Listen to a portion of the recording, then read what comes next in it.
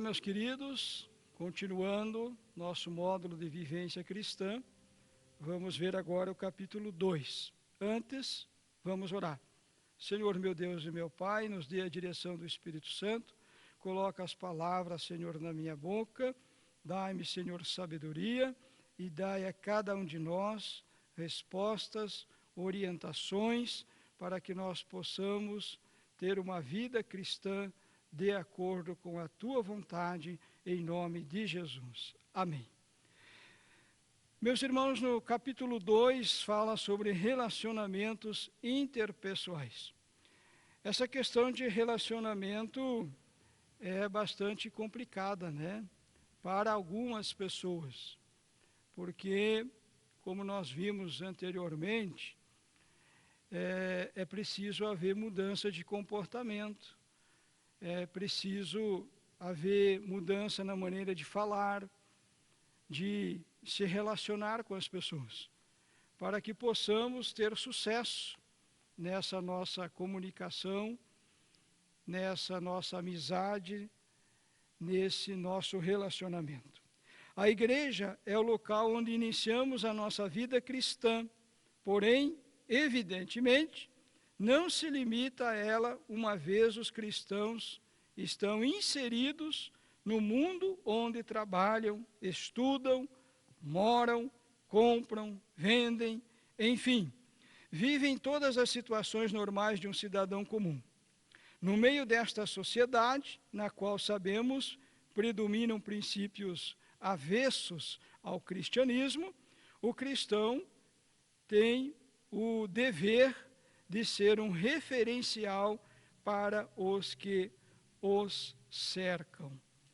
Então, meus queridos, nós precisamos ter uma conduta dentro de um testemunho cristão. As pessoas têm que olhar para nós e observar diferença em nosso comportamento.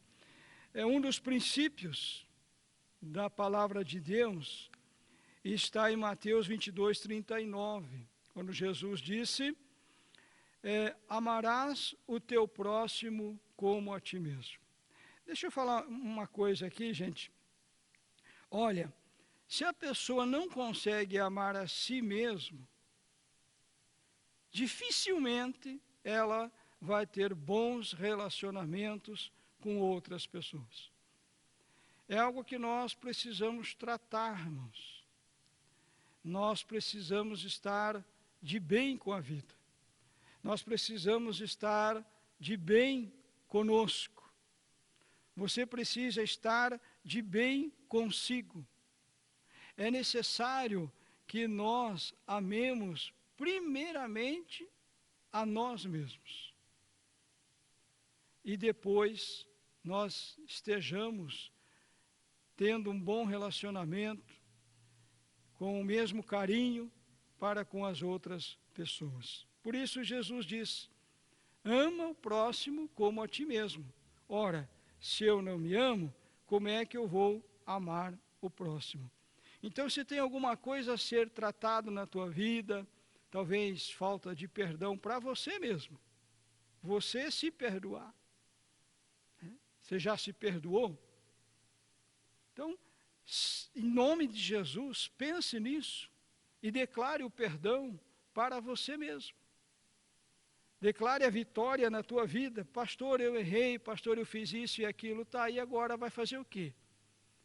Vai ficar lamentando a vida inteira? Vai ficar chorando a vida inteira? Corre para os braços do Pai, meu filho. Tem gente que quando comete alguns erros, alguns deslizes, ele vai conversar com o capeta, vai conversar com o diabo, porque o diabo é o acusador. Então o diabo começa a dizer, não tem mais jeito, você não presta mais, você não serve mais, Deus não está mais com você, Deus não te ama mais, abandone tudo que você está fazendo, deixe, e dando sugestões malignas, e muitos cometendo erros gravíssimos. Meu querido, você é filho de Deus, você não é filho do diabo. Portanto, se nós erramos, não estou aqui fazendo uma apologia ao pecado, ao erro, De maneira nenhuma. Porque todo erro, todo pecado tem a sua consequência. A consequência fica.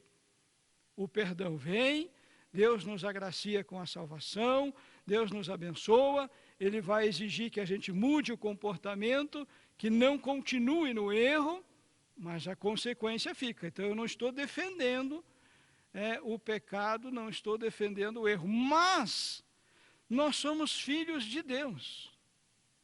E o primeiro relacionamento que tem que estar bem na nossa vida é justamente com Deus. Então, quando houver algum deslize, ou quando você estiver aconselhando alguém que cometeu algum pecado, que desagradou a Deus, oriente esta pessoa. Vamos falar com Deus, não com o diabo. Porque, irmãos, nós somos filhos de Deus, pecamos e erramos, mas continuamos sendo filhos de Deus. Não deixamos de ser filhos de Deus, não abandonamos a Deus, não viramos as costas para Deus. E como um pai, Ele vai nos corrigir, Ele vai nos orientar. Então, não dê satisfação ao diabo. Ele não é o nosso Deus, o sangue de Jesus tem poder. O nosso Deus é o Senhor Jesus Cristo. Então, se porventura quebramos a comunhão com Deus, é para Deus que nós devemos satisfação, não para o diabo. Então, é o momento de assumir, muitas vezes, aquele erro, pedir perdão a Deus, se consertar e bola para frente, meu filho. Vamos em frente. Deus vai nos abençoar. Em nome de Jesus, Deus estará nos dando o seu perdão e vamos continuar com o Senhor em nossas vidas. Nós vemos aqui também, na apostila, os relacionamentos devem ser mantidos. Observamos mais uma vez aqui a questão de Marcos capítulo 2, na cura do paralítico de Cafarnaum. Observamos que este paralítico foi levado por 4 homens até a presença do Senhor. Nós precisamos conservar relacionamentos. Quantos crentes perdem a bênção que Deus ia dar? Ah, pastor, mas a bênção que Deus tem para mim, ninguém tira, eu não perco de jeito nenhum, o que é para mim, é para mim. Aonde que se viu isso na Bíblia? Aonde que se viu isso? Deus tem muitas bênçãos para nós. Se nós caminharmos segundo a sua vontade, nós vamos herdar estas bênçãos, mas senão, não. E tem bênção, meu filho, que você não recupera nunca mais. Então não é bem assim. O que Deus tem para mim, vem, eu consigo, e não importa o que eu faço, não importa o meu comportamento. Não é assim, não. Não é assim. Então, muitas vezes, a bênção Deus tem para nós através do nosso patrão, através do nosso líder, através do nosso amigo, através do nosso parente, através do nosso vizinho. E, acredite se quiser, muitas vezes até através de pessoas que nem crentes são. Que nem crentes são. E muitas vezes Deus quer usar as pessoas para nos abençoar. Agora, se a gente não consegue manter relacionamentos, se a gente é aquele brigão, aquele que se mete em confusão, cheio de raiva, cheio de ódio, né? Tem crente que é assim, aonde ele vai, ele arruma confusão. Ele acha que é o super-homem de Deus. Então, aonde vai, quer arrumar confusão, quer criar problema, e isso faz com que as pessoas se afastem. Isso faz com que a pessoa perca o emprego, por exemplo. Como é que o meu patrão vai querer que eu continue na empresa se eu sou um encrenqueiro lá dentro? Mas nem eu manteria numa empresa uma pessoa assim, de jeito nenhum, nem sonho.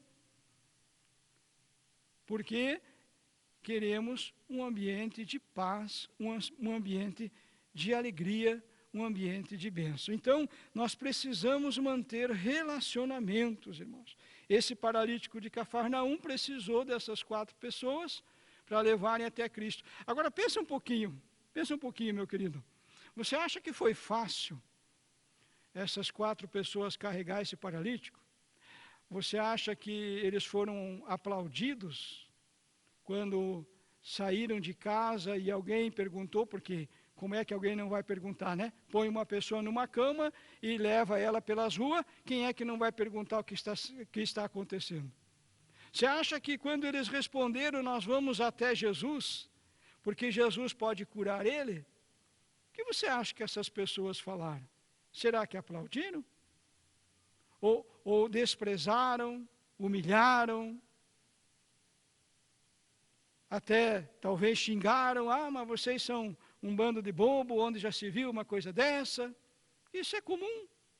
Então tinha que ter um relacionamento, um grau de amizade muito forte, irmãos. Muito forte. E quando chegaram lá então em Cafarnaum, todo o trabalho que eles tiveram para colocar o paralítico diante de Jesus. Eles podiam dizer, não estou nem aí, vamos voltar outro dia, voltar amanhã, olha aí quanta gente tem no caminho aí, ó. Alguém deu a ideia para subir no telhado, eles podiam dizer o quê? Subir com o cara no telhado? Peraí, né? Somente ajuda, irmão, aquele que tem um grau de amizade alto, que realmente é amigo, não é simplesmente conhecido. Muitas vezes nós vamos precisar, irmãos, de amigos. Nós precisamos de amigos. Nós precisamos de pessoas que nos ajudem a conquistar as bênçãos de Deus para nós. Então, é necessário manter relacionamentos. E, pastor, manter relacionamento com quem não é crente. O único problema é a influência. A Bíblia diz que a amizade com o mundo é inimizade com Deus. Então, é uma questão de influência. Você não pode deixar ser influenciado. É você que tem que trazer as pessoas do mundo para Cristo. E não o mundo usar as pessoas e te tirarem da igreja, te tirarem da presença do Senhor. Então, este é o problema. Mas você pode ter amizade com diversos tipos de pessoas, desde que não tenha uma influência maligna, sem problema nenhum. Tá? Aliás, é a oportunidade, né? Para você influenciar, porque pregar na igreja é fácil. Quero ver você pregar lá no meio do povo ímpio. É lá que nós temos que ser luz. Na igreja todo mundo é luz. Mas é lá, no meio das trevas, é que nós temos que ser luz. Então, precisamos se aproximar destas pessoas e precisamos, muitas vezes, usar da oportunidade para falar do amor de Deus para elas. Inimigos do bom relacionamento, espírito de crítica, a crítica exagerada. Nada está bom para o cara, tudo está ruim. Nada está... Ele só fala. Você faz um negócio, arruma aqui, está ruim, põe a Bíblia lá, está ruim, atende o telefone aqui, está ruim. Só crítica. Ele só sabe falar, que nem essa boquinha aqui, está vendo? Olha que legal. Só fala. Fecha a boca um pouquinho. Irmãos, ninguém vai fazer o trabalho exatamente como você faz. Ninguém. Então, dê liberdade para as pessoas trabalhar, dê liberdade para elas agir, dê liberdade para elas fazer as coisas. É como quando a gente aprende a andar de bicicleta. Quando eu comecei a aprender a andar de bicicleta, eu falei para o meu pai assim, o pai vai segurar, né? Ele disse, vou sim, não, pode ir que eu estou segurando aqui atrás. Que nada! Eu fui com a bicicleta, ele não segurou. Você caiu lá na frente? Caí. Mas se ele tivesse segurando a bicicleta, até hoje eu não saberia andar de bicicleta. Então, muitas vezes, irmãos, nós precisamos deixar as pessoas, elas passarem por aquilo que elas precisam passar. Elas têm que passar. Você não pode passar no lugar delas. Elas têm que viver aquilo para elas aprender. Você imagine você segurar a bicicleta a vida inteira, né? O cara nunca vai ralar o pé, ele nunca vai se machucar, mas também nunca vai andar de bicicleta. E um dia, quando você não estiver mais ali, e ele tentar pegar essa bicicleta, vai ser um estrago só. Então, gente, o espírito de crítica tem que se tomar cuidado, tá? Não pode haver exagero. Você pode, é claro, orientar, pode mostrar, né, aquela crítica construtiva, você ensinando, mostrando, mas cuidado para não ir para o exagero, né, ter aquela intolerância, cuidado com isso. Também questão rancorosa, tem gente que guarda rancor, meu Deus do céu, é um baú de rancor, joga isso para fora, meu irmão, em nome de Jesus, acerta com Deus, acerta com as pessoas e vai para frente, não fica com rancor não. O orgulho, pessoa orgulhosa, atitude inacessível, às vezes a pessoa ninguém pode chegar perto dela, né? Não tem como chegar perto. Esses relacionamentos interpessoais, eles podem ser rompidos às vezes, infelizmente, mas é necessário, irmão, não deixar que a mágoa, o ressentimento continue. Um exemplo clássico aqui é de Esaú e Jacó, quando Jacó foge da casa do seu pai Isaque, Esaú tenta matá-lo, algum tempo depois, tenta matá-lo não, né? Ele coloca no seu coração que depois que seu pai ia morrer, ele ia matar o seu irmão. Tamanho era o ódio. Mas as coisas foram passando, Jacó foi lá para a casa dos seus parentes, voltou alguns anos depois, e eles agora se encontram. Jacó está com medo de que Esaú o ataque, e agora eles se encontram. Mas Deus fala com Esaú, Deus toca no coração dele, toca no coração de Jacó, eles se encontram, se beijam, se abraçam, se cumprimentam, um fica feliz com a família do outro, e cada um vai para o seu lado, para o seu lugar.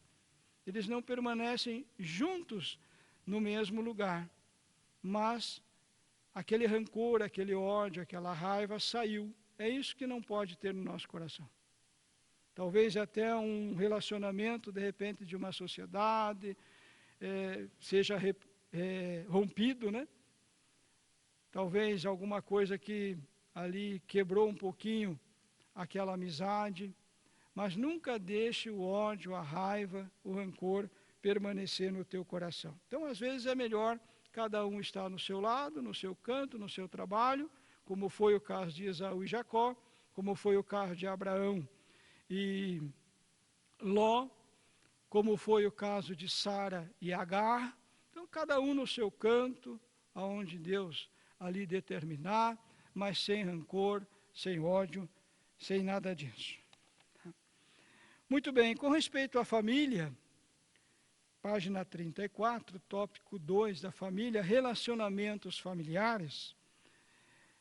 A Bíblia diz assim em 1 Timóteo 5,8, mas se alguém não tem cuidado dos seus, e principalmente dos da sua família, negou a fé e é pior do que o infiel. Meus queridos, os relacionamentos familiares, eles precisam ser mantidos. O que não pode é alguém te influenciar contra Cristo. Mas eu creio que Deus pode lhe dar sabedoria para você continuar mantendo o teu relacionamento familiar. Muitos crentes, eu vejo assim, sabe, que eles aceitam Jesus e simplesmente desprezam os familiares que não são crentes. Às vezes porque são de outra religião, às vezes porque são pessoas que nos criticam, às vezes porque são pessoas que não aceitam ali os princípios de Deus, mas nós devemos manter o nosso relacionamento com a nossa família. A palavra de Deus é muito clara, nós temos que cuidar, dentro daquilo que é possível, dentro daquilo que nos é permitido, dentro daquilo que nós possamos ter paz, como diz Paulo, nós temos que fazer a nossa parte para ter paz. Então, queridos, muitos crentes, eles se convertem e abandonam o pai, abandonam a mãe, porque não estão na mesma religião. Aliás, há quanto tempo você não fala com os teus familiares? Há quanto tempo? Se eles estão próximos de você, se você consegue ir até eles, por que você não vai? Ah, pastor, eu converso com eles todos os dias na rede social. Meu querido, tem muita coisa que a rede social nunca vai proporcionar para você, por mais que a tecnologia avance. Sabe aquele abraço apertado, aquele calor do corpo humano, aquele beijo no seu pai, na sua mãe? A rede social vai beijar por você? É claro que depende da situação, estamos vivendo uma época de pandemia, temos que manter distância, óbvio. Mas o que eu estou falando, meu querido, é que você não pode quebrar os relacionamentos. Será que não tem um pai chorando, uma mãe chorando, um filho chorando, porque você virou crente e nunca mais ligou para eles, não perguntou mais como é que eles estão, às vezes até tratou mal, porque eles te trataram mal, você deu troco. Isso está errado, meu querido. Sabe, se você tivesse a oportunidade, liga para o teu pai, para a tua mãe. Está vendo esse telefone aqui, ó? Esse telefone é um telefone bastante antigo, né? Não sei se vocês sabem como é que a gente usa esse aqui. Talvez os mais novos não saibam. Mas é assim, ó. É assim, ó. Você vai discando aqui, todo o número, tal. Eu tive um telefone desse. Depois eu comprei esse aqui só para usar para as nossas aulas. Depois, evidentemente, se vai atender. Meu querido, esse telefone é antigo. Eu trouxe ele aqui porque talvez você tenha que ligar para alguém que há muito tempo você não fala. Rancores que estão aí há bastante tempo. Talvez até da época desse telefone. Mágoas, ressentimentos. Então, meu querido, em nome de Jesus, entre em contato com a tua família. Ore antes. Entre em contato com eles. E, na medida do possível, vá até eles demonstrar o teu amor e o teu carinho. Não abandone a tua família. Porque, como dizem aí, né?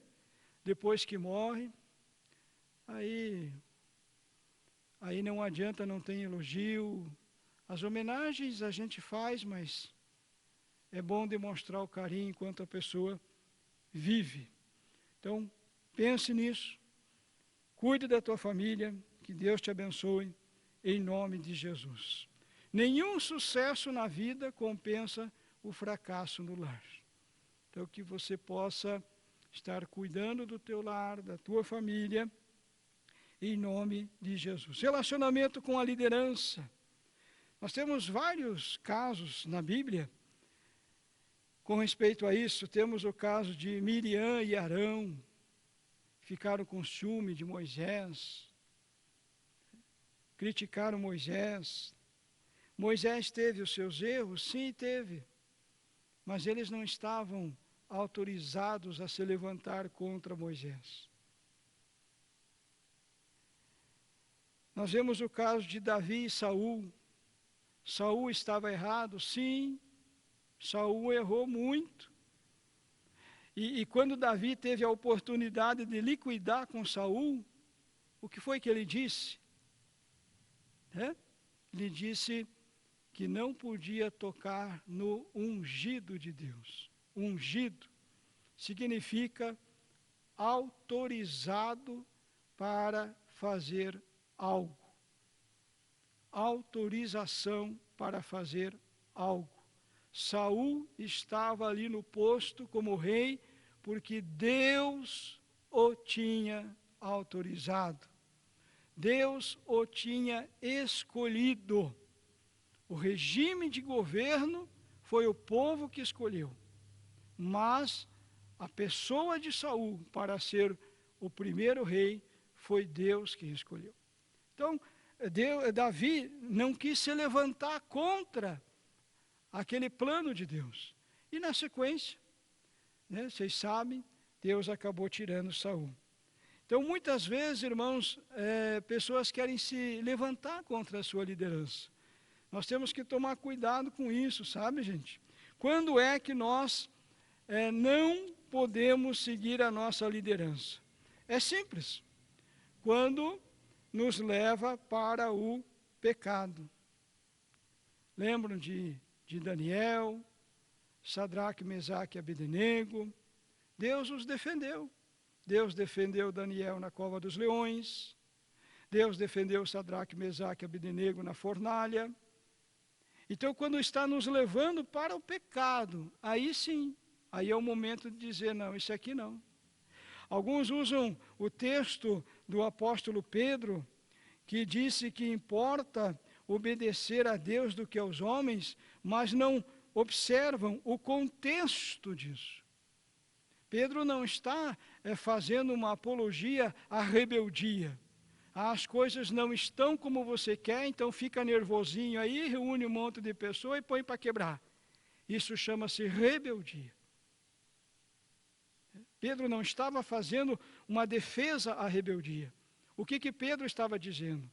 Pedro estava dizendo que ninguém podia proibi-lo de pregar a Jesus Cristo, de falar do amor de Deus. Pedro estava sendo perseguido por causa disso, não porque ele estava simplesmente desobedecendo uma liderança nas suas ordenanças, mas porque estava sendo proibido de pregar o Evangelho. Ninguém pode nos proibir de pregar o Evangelho. Então, o limite da autoridade civil e religiosa é a autoridade divina. É quando Deus entra em ação. Ninguém pode me levar para o pecado, ninguém pode me levar a adorar outros deuses, ninguém pode me proibir de falar de Jesus. Esse é o contexto da vida de Pedro ali. Paulo diz que toda autoridade é uma instituição divina. Existe uma permissão de Deus para estar ali. Quem resiste a uma autoridade, resiste a uma ordenação divina e traz condenação para si. As autoridades são agentes de manutenção da lei e Paulo também fala sobre a obrigação do pagamento de tributos. Então devemos respeitar as nossas autoridades e obedecer, a menos quando isso vai contrário à pregação do Evangelho, à divulgação do Evangelho, quando isso nos leva para o pecado. Aí não, tá? Então, em toda a liderança, nós devemos agir desta forma. Muito bem, relacionamentos profissionais, nós temos que ter ética no nosso trabalho, nós temos que observar os direitos que nós temos diante da Constituição, diante daquelas regras da nossa profissão, dentro daquela ética, e observar os deveres também. Então, todos nós temos direitos, temos deveres e precisamos ser fiéis, inclusive nos contratos, fiéis ao nosso patrão, fiéis àquilo que Deus colocou para nós. Seja um amigo do teu patrão. Não seja bajulador. Bajulação é de Satanás, tá? É muito feio. Mas existe muita diferença em ser amigo de alguém e ser bajulador. Existe muita diferença. E isso é facilmente observável. Mas seja amigo do teu patrão. Seja amigo dos teus colegas de trabalho. Tenha ética profissional. E que Deus te abençoe em nome de Jesus. Vamos orar. Senhor, meu Deus e meu Pai, nós pedimos que o Senhor continue abençoando a cada um, que nós possamos ser mudados de acordo com a Tua vontade, que o Senhor nos ensine a conservar relacionamentos bons, que jamais alguém venha nos levar para fora do teu caminho, do teu plano, que o Senhor abençoe a nossa família, que nós possamos ter contato com eles e que o nome do Senhor seja glorificado através das nossas vidas, em nome de Jesus. Deus abençoe, até o próximo capítulo.